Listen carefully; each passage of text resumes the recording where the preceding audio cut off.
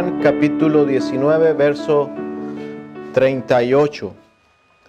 Dice la palabra de Dios: después de todo esto, José de Arimatea, que era discípulo de Jesús, pero secretamente por miedo a los judíos, rogó a Pilato que le permitiese llevarse el cuerpo de Jesús, y Pilato lo concedió. Entonces vino y se llevó el cuerpo de Jesús. También Nicodemo, el que antes había visitado a Jesús de noche, vino trayendo un compuesto de mirra y de aloes como 100 libras.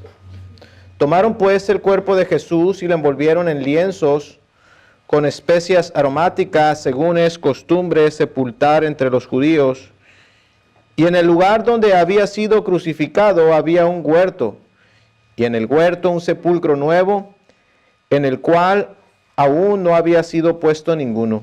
Allí, pues, por causa de la preparación de la Pascua de los judíos, y porque aquel sepulcro estaba cerca, pusieron allí a Jesús. En este texto, hermanos, aparecen dos hombres haciendo algo realmente extraordinario. Encontramos el nombre de José de Arimatea y a Nicodemo. Ellos ambos eran hombres ricos e influyentes entre el pueblo judío. De José de Arimatea, este nombre aparece en los 4 evangelios, aunque solo aparece en el momento de la sepultura de Jesús. En los diferentes evangelios se dicen cosas acerca de él. Se nos dice que era un hombre rico. Se nos dice también que era un miembro prominente del Sanedrín. Se dice de él que José de Arimatea no estuvo de acuerdo con aquella decisión que se tomó de condenar a Jesús.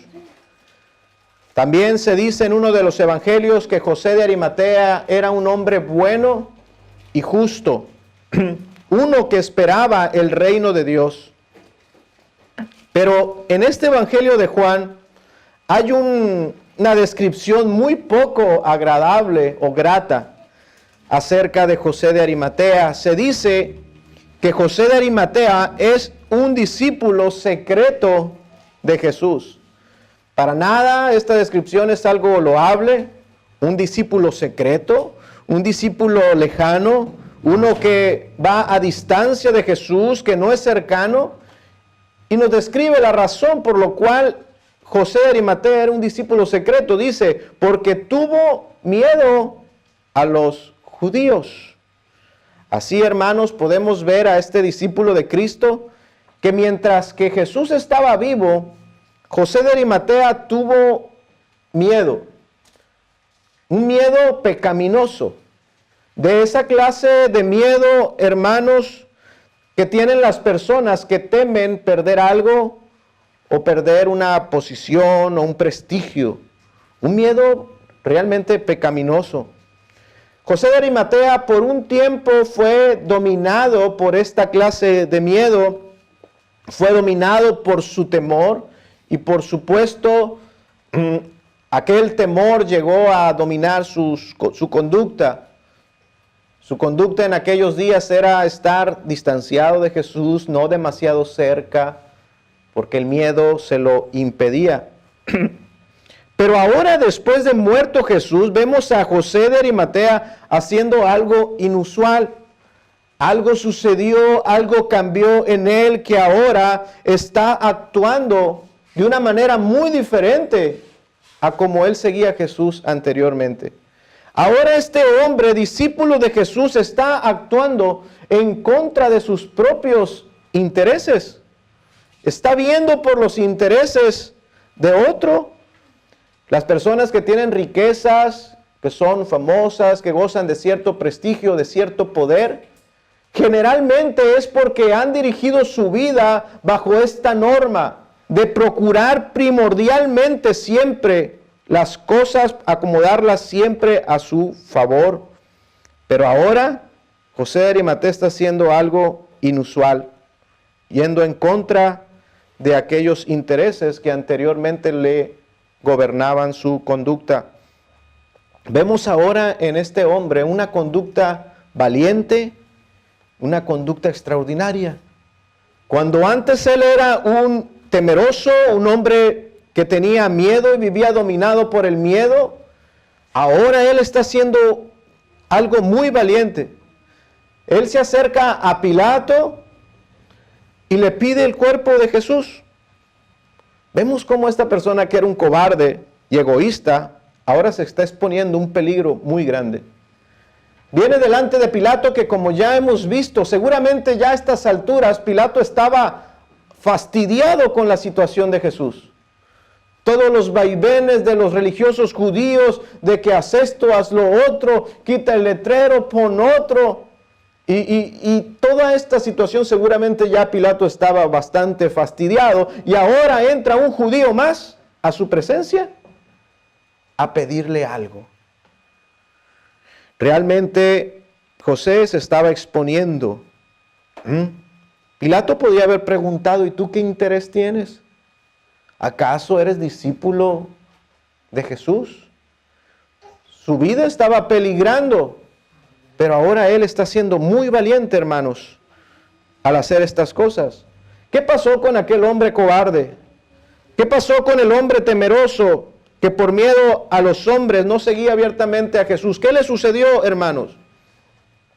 Yo quiero exponer, hermanos, y quiero dar testimonio de lo que la Biblia dice en este texto y lo muestra y da evidencias en todos los demás discípulos. Que la palabra de Dios, hermanos, tarde o temprano dará fruto. La palabra de Dios, la palabra que Cristo predicó, la palabra que José de Arimatea escuchó, dio fruto. Produjo un cambio en la conducta de este hombre. La palabra de Dios tiene como finalidad la salvación de las almas, pero esa salvación, hermanos, es evidente en el cambio de las conductas de aquellos que son salvos. Aunque era discípulo de Jesús y lejano, la palabra discípulo nos da la idea de alguien que está recibiendo las enseñanzas de un maestro. Aunque de manera lejana, distante, José de Arimatea recibió esas enseñanzas, tarde o temprano, esa palabra iba a dar fruto y cambiar las conductas de aquel que era temeroso, ahora está siendo extraordinariamente valiente. ¿Quién hizo esto? Sino la palabra de Cristo, hermanos. Las palabras de Cristo tienen este poder para cambiar las conductas de los hombres. Las Escrituras, hermanos, testifican, por otra parte, que los discípulos de Jesús, los discípulos de Cristo, son hombres y mujeres que enfrentan cotidianamente o continuamente temores. José de Arimatea tuvo temor. Nicodemo tuvo que ir a Jesús, dice la Escritura, de noche, por temor. Los discípulos, los 11, tenían temor. Hermanos, es evidente que los discípulos de Jesús enfrentan temores. Y esto es una realidad. Mientras tengamos enemigos, hermanos, mientras vivamos rodeados de peligro, habrá temor en el creyente. Mientras existan los problemas, siempre habrá temor. Y eso, hermanos, aún en el hombre más piadoso sobre la tierra, enfrentará temor. ¿Y sabe por qué? Porque no existe la fe perfecta.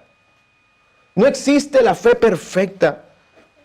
Si existiera esa fe perfecta, existiera la posibilidad de que los temores no existieran. Pero los temores vienen, hermanos, porque existe alguna medida de incredulidad.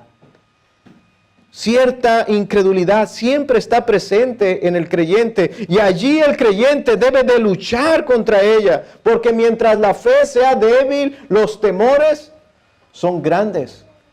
Por un tiempo José de Arimatea vivió dominado por sus temores porque tenía una fe débil.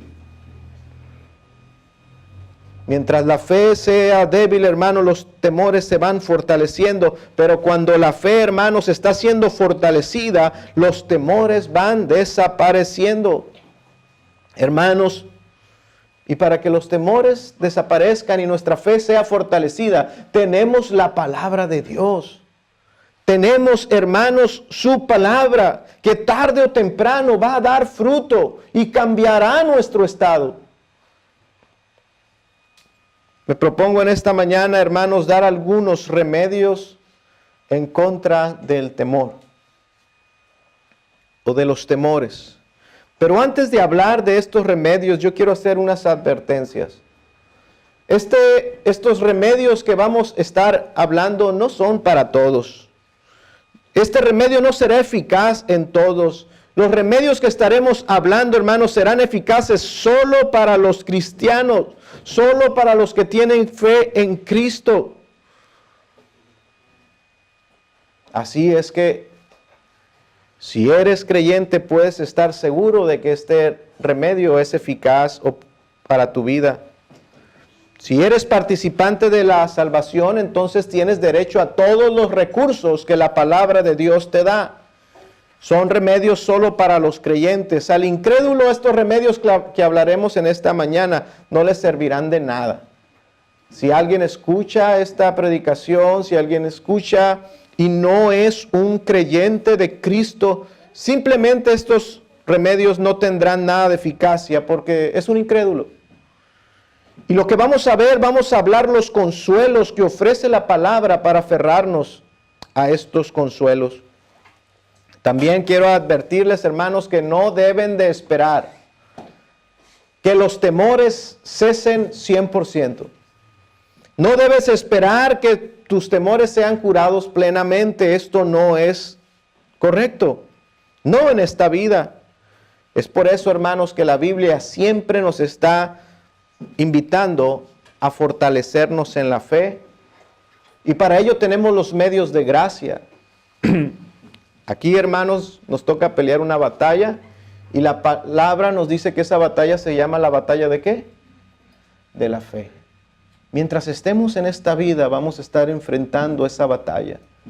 La batalla por mantener la fe. Entonces estaremos manejando siempre diferentes grados de incredulidad, pero tenemos que echar mano de las armas que Dios nos ha dado para luchar contra nuestros enemigos. Tienes armas, cristiano. Y yo quiero proponerte como remedio para el temor las siguientes cosas. Primero, si quieres vencer el temor y no ser dominado por él, tienes que meditar en el pacto de gracia. Tienes que meditar en el pacto de gracia, en aquel pacto que nos revela todos los privilegios que tenemos como creyentes. Como pueblo de Dios, a cada uno de nosotros se nos ha pedido recordar el pacto que Dios ha hecho con nosotros para nuestra bendición, hermano. Deuteronomio 29:9 dice la Escritura: guardaréis pues la palabra de este pacto y la pondréis por obra. Debemos, hermanos, meditar en el pacto que Dios ha hecho con nosotros si queremos salir victoriosos de la incredulidad. Debemos meditar en la naturaleza de aquel pacto que Dios hizo con su pueblo. Meditemos en el alcance de aquel pacto y en la inmutabilidad de aquel pacto que Dios hizo con nosotros. Medita entonces, hermano, primeramente en la naturaleza del pacto. Un pacto, hermanos, no es una simple promesa. Un pacto, hermanos, es una promesa con juramento.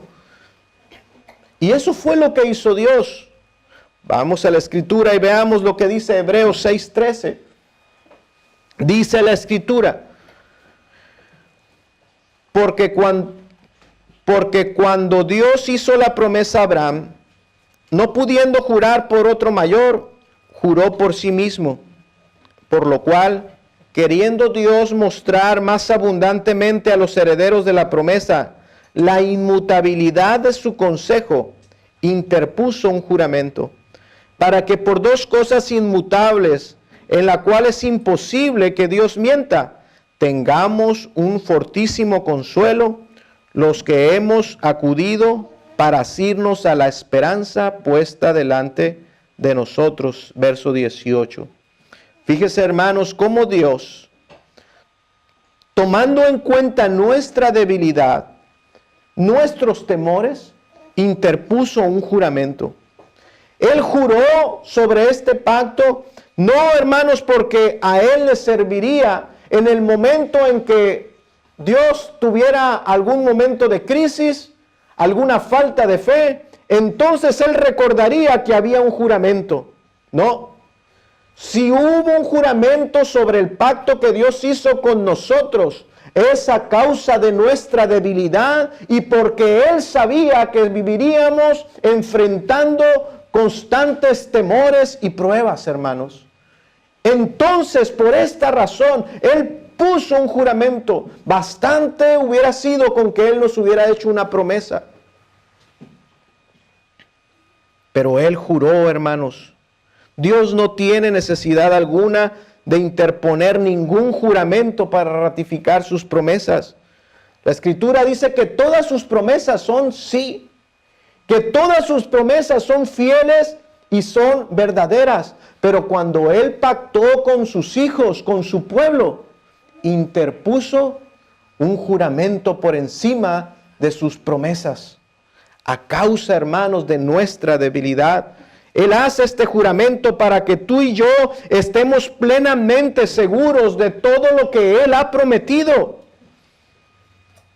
Hermanos, son muchas las veces en que mis hijos quieren que yo les prometa algo.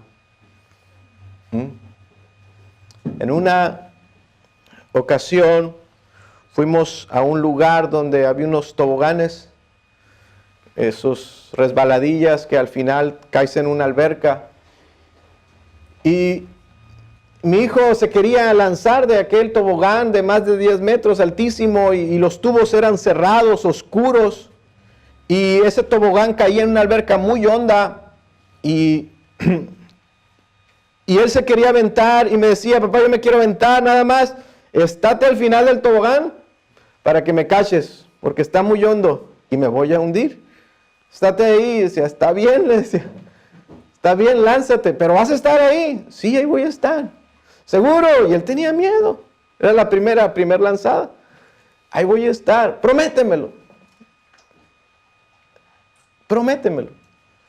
Él quería una promesa que le ayudara a vencer sus temores.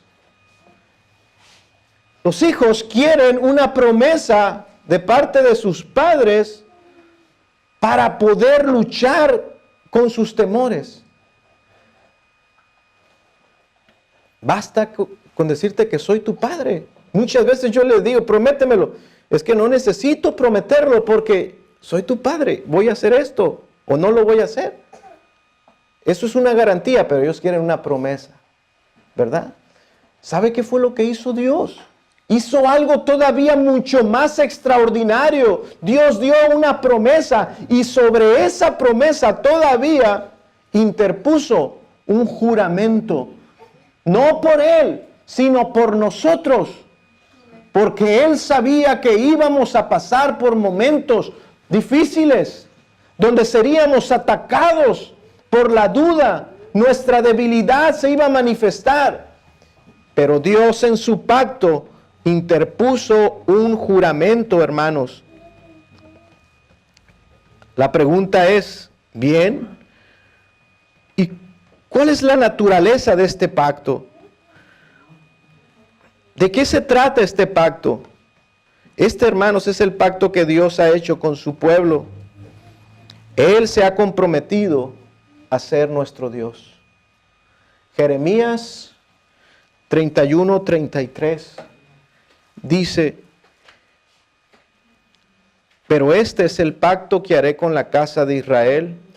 Después de aquellos días, dice Jehová, daré mi ley en su mente y la escribiré en su corazón, y yo seré a ellos por Dios, y ellos me serán por pueblo. ¿En qué consiste este pacto? Básicamente, hermanos, en esto.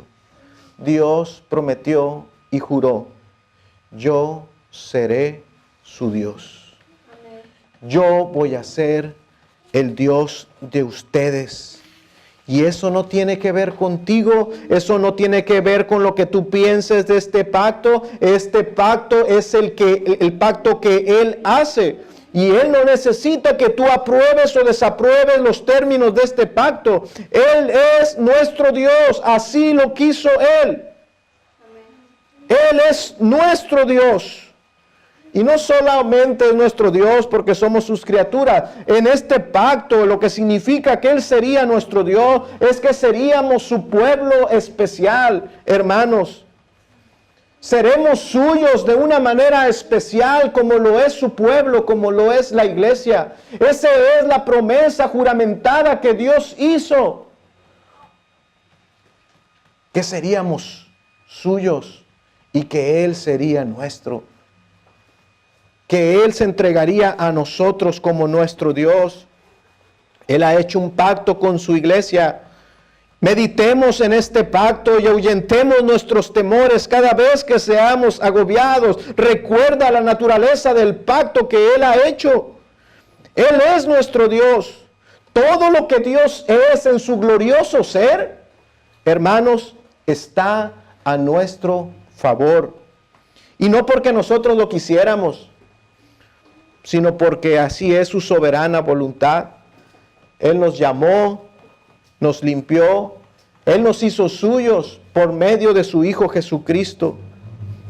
Todo su infinito poder, toda su misericordia o toda su soberana voluntad siempre obrará a tu favor. ¿Escuchó usted bien? Algunas de estas cosas siempre estarán obrando a su favor. Su poder. A veces Dios usará su poder para mostrarte que Él es tu Dios. A veces Dios usará su misericordia para mostrarte el pacto que Él ha hecho y que Él es fiel. Pero a veces también obrará su santa voluntad. Pero sea lo que sea que Dios haga, todo lo que Él haga estará obrando a tu favor, porque Él lo prometió. Hermanos, entonces podemos estar seguros de que todo lo que Dios es está obrando a favor nuestro. En medio de cualquier debilidad, en medio de cualquier temor, meditar en estas cosas, hermanos, rompe nuestras ligaduras del temor. Medita también, hermanos, en el alcance de este pacto. Isaías 41:10 dice: no temas porque yo estoy contigo. No desmayes porque yo soy tu Dios que te esfuerzo. Siempre te ayudaré, siempre te sustentaré con la diestra de mi justicia. Hermanos, ¿cuál es el alcance de este pacto? La palabra de Dios dice que Él promete estar con su pueblo siempre. Este es el pacto de Dios. No cuando nosotros caigamos, Él nos va a dejar. No cuando nosotros mostremos cierta debilidad, entonces Él se enfadará y se alejará de nosotros. No. Ya sea, hermanos, cualquier situación en la que estemos, Él va a estar con nosotros. Dios estará obrando siempre a nuestro favor. Este es el pacto, hermanos. Dios siempre estará a tu lado. El salmista lo expresa de esta manera. Salmo 48:14. Porque este Dios es Dios nuestro eternamente y para siempre. Él nos guiará aún más allá de la muerte. Hermano, por donde tengas que pasar en este mundo, Él va a estar contigo. Donde sea que te toque pasar en este mundo, Él promete estar con nosotros. Él es Dios nuestro. Él estará con nosotros. Él nos guiará, dice, aún más allá de la muerte, porque Él es Dios nuestro eternamente. Dios promete traer consolación y ayuda en la aflicción y en la prueba a su pueblo. ¿Quieres ser libre del temor pecaminoso? Medita en el pacto de Dios. Abraza las verdades del pacto que Dios ha hecho contigo. Y aunque no seamos librados, hermanos, de las aflicciones, porque las aflicciones son necesarias y ustedes lo saben. Las aflicciones son tan necesarias para fortalecer nuestra fe. Pero aunque no seamos librados de las aflicciones, sí que seremos librados de los temores. Si quieres, hermano, luchar con éxito, tienes que meditar en el pacto que Dios ha hecho contigo y apropiarte de ese pacto y creerlo. El salmista dice en el Salmo 23, este texto que tanto nos gusta y nos agrada: Jehová es mi pastor y nada me faltará.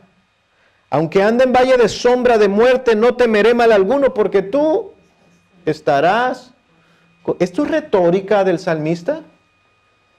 Esto es un poema del salmista. Él puso ahí, estarás conmigo, para que rimara, para que sonara bien. Esto es palabra de Dios. El salmista aquí, hermanos, está identificando su temor pecaminoso. Cuando nos atacan los temores, hermanos, seguro que ya te has dado cuenta que no piensas racionalmente. Nuestra mente se vuelve una tormenta de pensamientos. La mente se vuelve aquella bolita mágica que te muestra siempre un futuro oscuro, desastroso. La mente se vuelve esa bolita mágica donde ves tu futuro de muerte.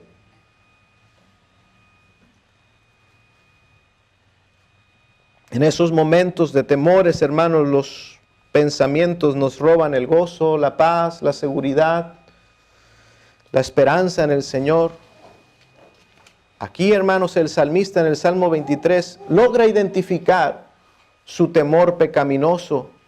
Dice el verso 4, aunque ande en valle de sombra de muerte.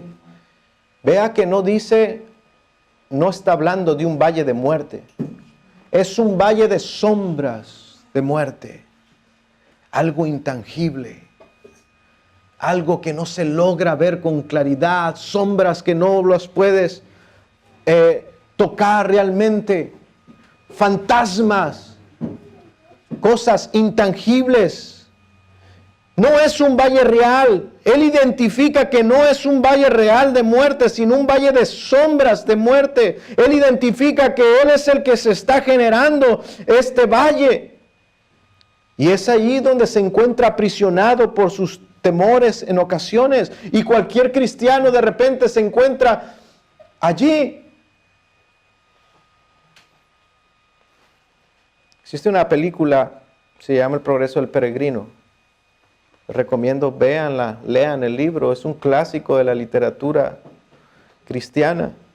Existe un valle, hermanos, donde las apariencias de las cosas infunden temor. Existe un valle donde las apariencias de las circunstancias logran infundir temor en el cristiano. Y es aquí donde tienes que recordar el pacto y recordar, Jehová es mi pastor y nada me faltará. Aunque ande en valle de sombra y de muerte, Él seguirá siendo mi Dios porque Él lo prometió. Hermano, Él hizo un pacto contigo. Ahora estamos hablando cuando existe un temor pecaminoso, no un temor real. Existen temores reales. Existe el temor de si estás frente a un edificio en llamas. El temor te va a ayudar a mantenerte a una distancia prudente, ¿verdad? Es un temor real ante un peligro real, tangible. Pero existe un temor pecaminoso, hermanos. El temor pecaminoso del que estamos hablando es de aquellos temores que te quitan la paz, que te quitan el gozo, que te quitan la esperanza en Cristo. Hablamos de ese temor, hermanos, que nosotros estamos alimentando cuando le estamos dando vueltas a algo en ese valle de sombras. Hermano, si estás en el valle de sombras, debes saber cómo actuar. Debes de saber cómo salir de ahí. Medita las promesas de Dios. Medita en quién es Dios para ti. Medita en quién es Dios para su pueblo. ¿Qué dijo él? El salmista dijo, yo medito y recuerdo, Él es el pastor de Israel. Él es el pastor de su pueblo. Él nos ha guiado por toda la historia de nuestra nación. El salmista podía decir, Dios ha actuado como un buen pastor cuidándonos. Desde nuestro padre Abraham, desde Isaac, desde Jacob, nuestra salida de Egipto, la toma de la promesa de la tierra prometida. Y Él nos ha prosperado. Y Él nos ha cuidado en todo nuestro caminar. Medito y veo que Él ha sido como un pastor para nosotros. No nos ha faltado nada y nada nos faltará. Tú debes de saber cómo salir de esos valles de temores o de sombras. Hermanos, el pacto de Dios es una herramienta eficaz para vencer los temores, hermanos. Así es que es bueno, hermanos, al despertar, recordar el pacto. Es bueno antes de dormir recordar quién es Dios para nosotros. O durante nuestras actividades diarias, tener que estar recordando para no quedar atrapado en los temores, recordar lo que Dios ha prometido y ha jurado. Él es nuestro Dios. Eso te dará consuelo, eso te va a dar descanso.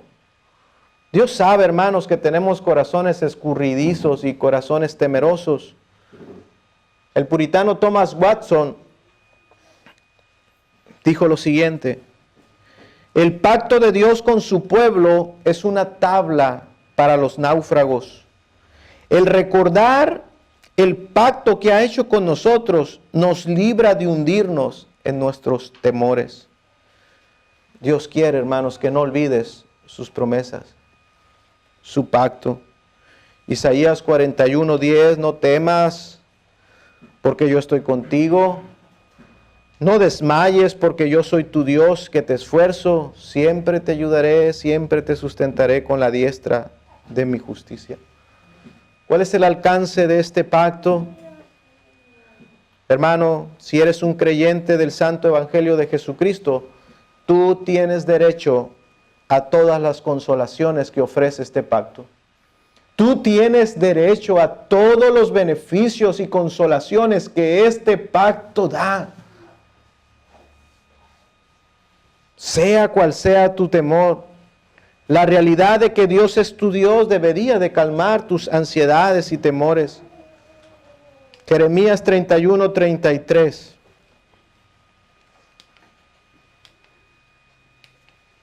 No lo tengo. Jeremías 31:33 dice, vaya a la escritura.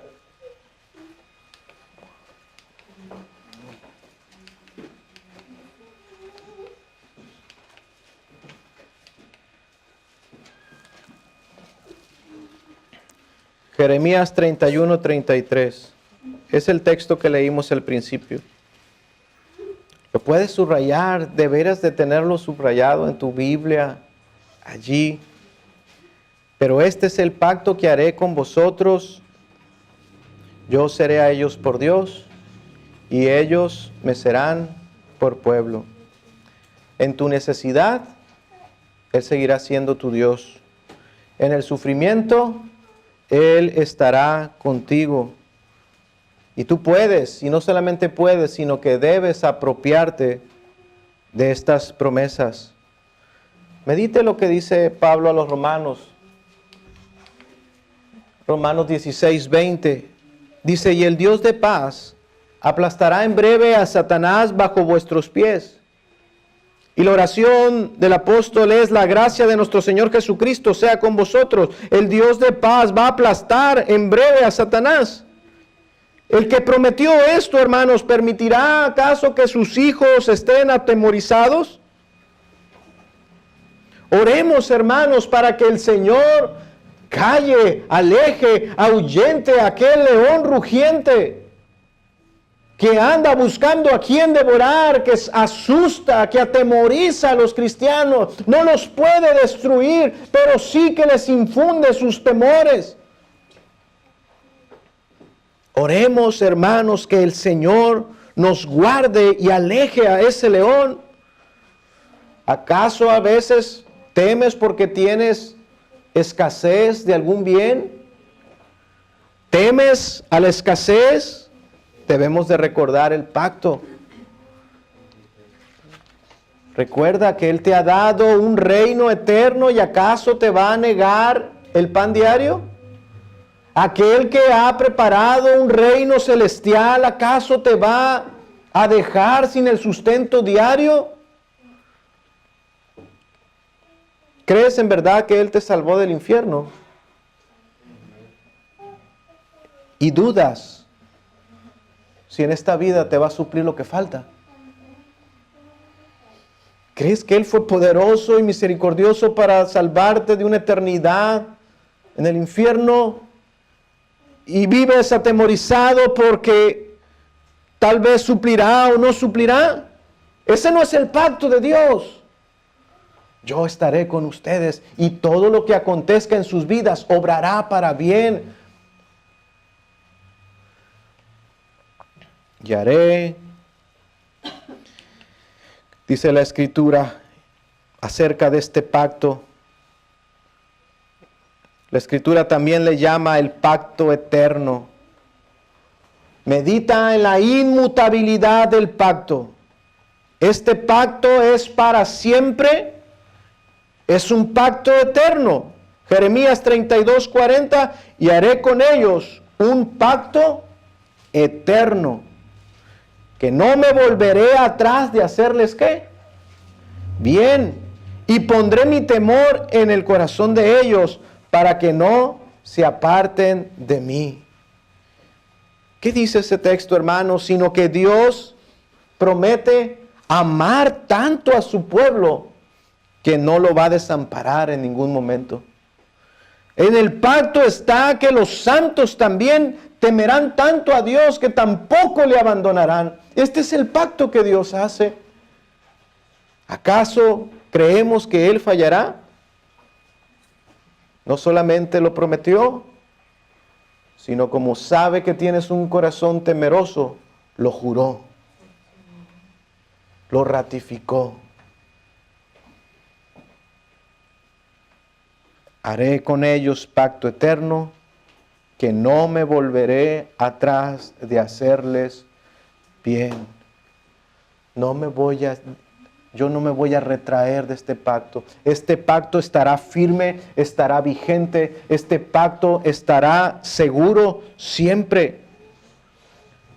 Así es que debes de recordar que fuiste elegido y que su amor, el amor de Dios por ti, es invariable, no va a cambiar y siempre tendrá cuidado de ti como su pueblo. La unión que tienes con Dios, por otra parte, esto también nos habla de que la unión que tienes con Dios no se va a disolver. No se va a disolver. Y que este pacto jamás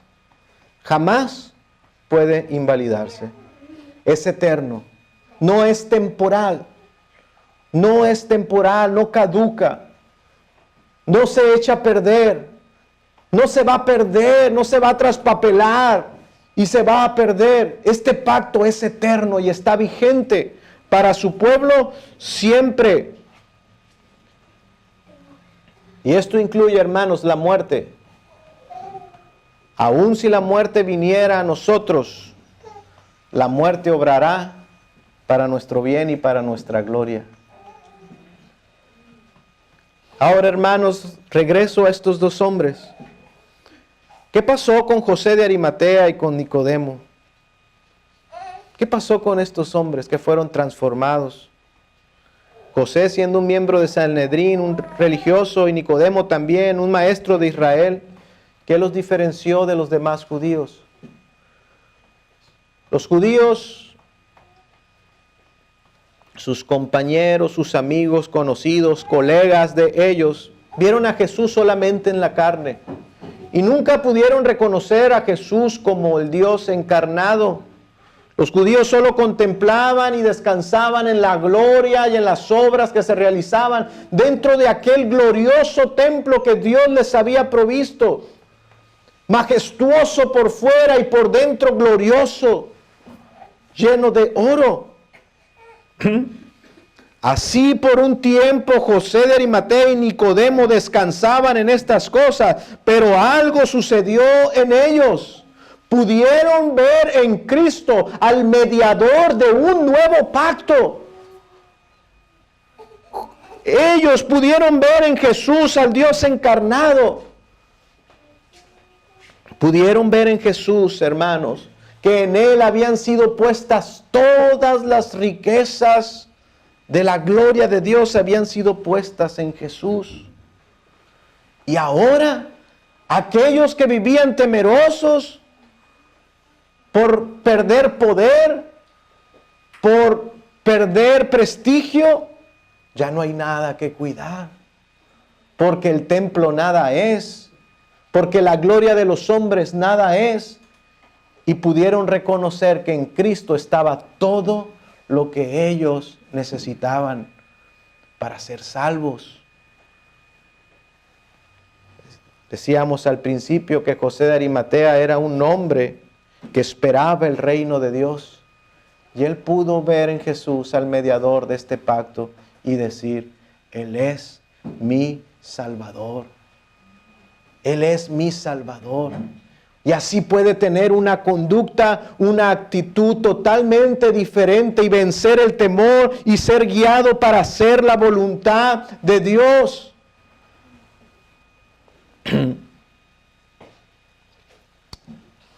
¿Por qué nos aferramos y tememos tantas cosas, hermanos, cuando tenemos a este mediador? Cuando en Cristo lo tenemos todo. Medita entonces en este pacto y en su mediador. Recuerda, hermanos, que no somos de este mundo y que nos espera un reino celestial. Pero ten fe y ten la certeza, como dice la Escritura, que en esta vida todas las cosas obran para bien, para los que le aman, porque los que le aman tienen un pacto. Hay un pacto que Dios hizo con ellos. Él es nuestro Dios, y Él no se retraerá de hacernos el bien. Amén. Bien, hermanos, vamos a orar.